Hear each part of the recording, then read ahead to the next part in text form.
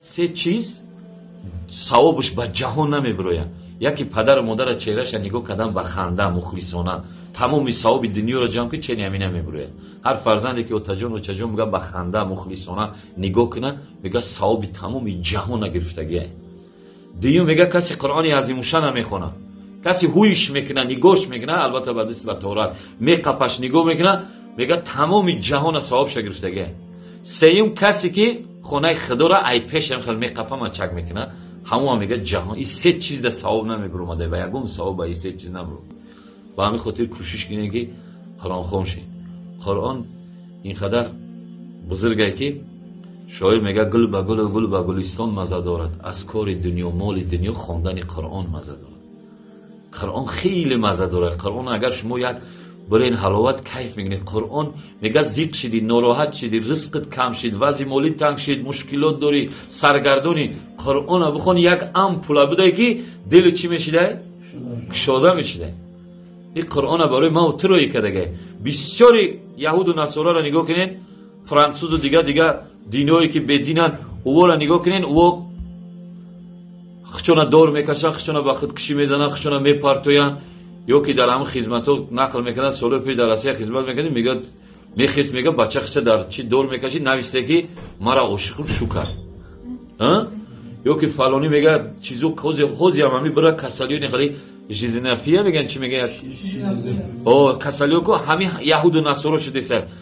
برای چی؟ برای قرآن دوران چند قرآن خدای طولو مورا این قرآن داده که میخونیمش نماز ده.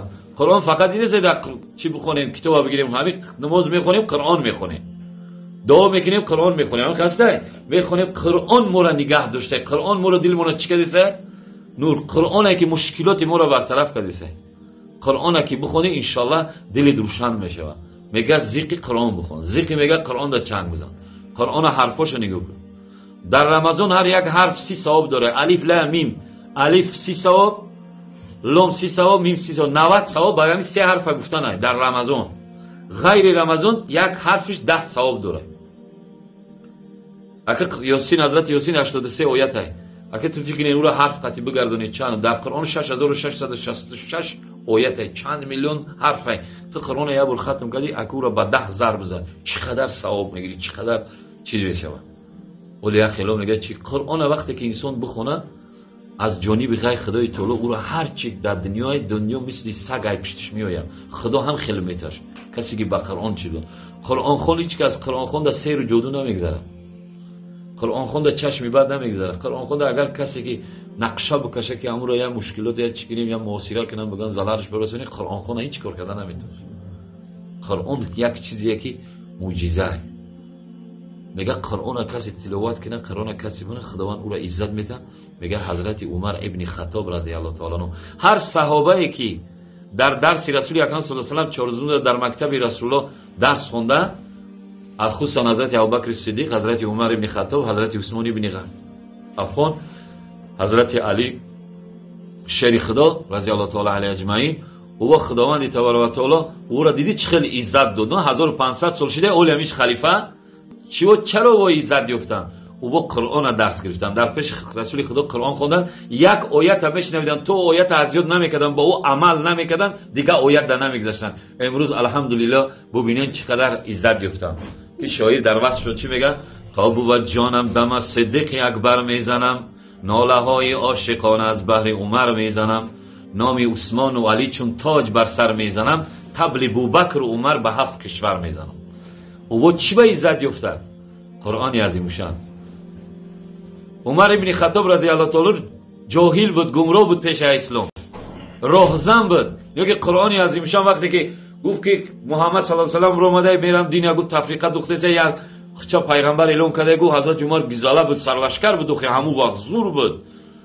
گفت که اسلام نیاورده بود. گفت شمشیر اگر گفت می نمازی گفت از میزنم گردنش که صحابه هر صحابه که اگر ایمان می آوردن دیگه نمی ترسیدن. ایمان همی خیلی که انسان کو دل جگر میته، انسان به قول معروف هم شجاع و دلیل و غیرت میته. این ایمانه.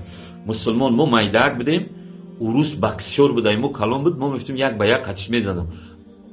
تصوراتی ما چه خیلی بود او کافیره او به جا نیده ما مزدوریم اگر یک گودر میزد ویرو بید میشدی نه که غیرت ما چه خیلی بود این کافیره که این مسلمان نیست ایمون هم خیلی انسان چی میکنه با غیرت میتونه حضرت عمر میگه وقتی که شمشیر اگر گفت میرم میزنم گردن رسول خدا را که صحابه هم خیلی قبیل گفت چی گفت پیش رسول خدا میره برا گفت دمادت خطی خواهرت گفت اسلام قبول کردن قرآن خوندیسن برا اول ایوا سر که گفت خاص زوری میگه وقتی اومد میگه نام خواهرش میگه فاطمه نوندوش میگه پشت در خواهرش اومد که یزنش خطی هم خواهرش میگه چی خوندیسه قرآن خوندیسه میگه همین وقتی که گوش کرد قرآن در گوش حضرت عمر رفت میگه درومت زد میگه خواهرش او را دموچ زد و یک دفعه میگه می دلش شید میخواد میگه و گفت ای فاطمه جان گفت چی خوندی سبدین که یکی گفت می دلی ما گفت چه خیلی نور گرفته گفت که بیا من بخونم که میگه فاطمه گفت که نه گفت تو اسلام قبول نکنی گفت تو ایمان نیاری گفت درست نیست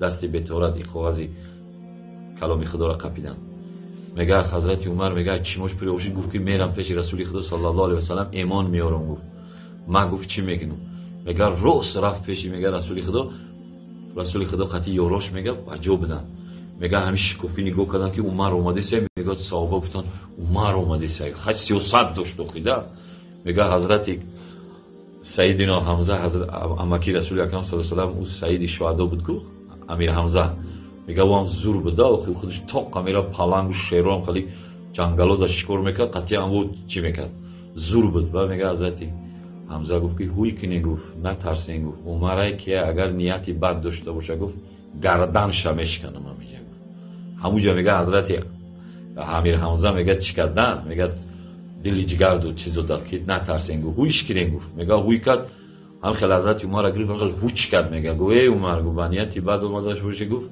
خوزی گفت همیجا کمر تمش کنم میون تمش کنم گفت نه گفت من ایمان آوردم کو رسول خدا من ایمان بیارم میگه اومد پیش رسول خدا گفت اشهد ان لا اله الا الله اشهد ان محمد رسول الله گواه هم و گواهی میدم که خدا یک و یگانه محمد رسول برخ میگه دل همون چی با نورانی شد همون وقتی قرآن در دل درآمد قرآن یک امپولی هسته که ایمان انسان چی بکنه مضاعف میکنه بدبخت یهودیو میگه چیزو فهمیدن میگه همین کافرها میگه فهمیدن که کسی قرآن که گوش کنه قرآن انسان ایمانش مضاعف میگه انسان عزت میده ابو جهل لعین گفت که وقتی که امیر رسول خدا قطعی یاروش قرآن میخونه شما داد بزنین گپوی انقلی بلند مقصد یکم چیز کنین که همین قرآن نشنون هر کسی میشنوید قرآن ایمان میآورد هر کسی میشنوید دلش چی میشید نور روشن میشید میگه همین خیلی کافرها کو چی میکردن که قرآن گوش نمیکنین میگه حضرت عمر که شنوید بعد میگه ایمان آورد شاعر در وصف حضرت عمر میگه راهزنا از حفظ او رهبر شدن از کتاب صاحب دفتر شدن آن که در جان رود جان که دیگر شد جان که چون دیگر شد جهان دیگر شود میگه حضرت عمر راهزن بود راهزن هم خیلی تماج نیوی کرده بود کدام کاروانی میگذشت حقش میگرفت او شترو ایو میخوردن میگه پولی او امیت شترو تا زور بود هیچ که پیش او خیلی تخ نمیسپورید حقا نمیگذشت میگه راهزن بودن راهزنا از حفظ او رهبر شدن حفظ یعنی از قرآن که خوندن راهبر شدن صاحبی دفتر شدن دفتر کابینت هم میگن دفتر خلیفه شد امیرالمومنین پادشاه مسلمانان شد عمر کی بود خیس چی شد پادشاه شد کی او را پادشاه کرد کی او را عزت داد قرآن عظیم الشان قرآن او را چیکار کرد بالا بردک میگه آن چی در دل رود جان که دیگر شود جان که دیگر شد جهان دیگر شود وقتی قرآن در درون رفت دلش نورانی شد دل که نورانی شد حضرت عمر دیگه هم خاکسار شد اینقدر انسان خوب شد اینقدر میگه پادشاه شد و فقط خدمت مردم داشت قصه هاش زیاد شنیدگی که شب میخست میگشت که کی گشنه کی گرسنه کی چی حاجت داره میرفت بود میکرد امیرالمومنین شد امیر مومنان شد حضرت عمر اینقدر خاکسار شد آدمی که جاهل گزاله بود میگه یک روز اسبت اومده سعود یا صحابه یک شلاق زد میگه با اون قمچینش گفت راوس کن میگه یک سال حضرت عمر امورا کفت یک روز میگه دیدش دست شگیری گفت شنیدم که خانه خدا میره گفت بله میگه بیا خانه ما بریم گفت بردش میگه خانهش 600 درهمش داد گفت که این چیه گفت ایرا بگی گفت ما یاد داری ما 3 سال پیش یک شلاق زده بودم گفت ما در یادم نیست، من یادم برآورده میره گفت ای امیرالمومنین، گفت نه، گفت یک ساله، گفت من ترا حقی ترا گفت در پیش چند کس زویه کردم، یعنی من ترا در پیش چند کس چی کردم، من همیشه بگی که خدای تعالی من یک ساله مشکل زیخ شدم، نگو چقدر انسانی خاکسار شد.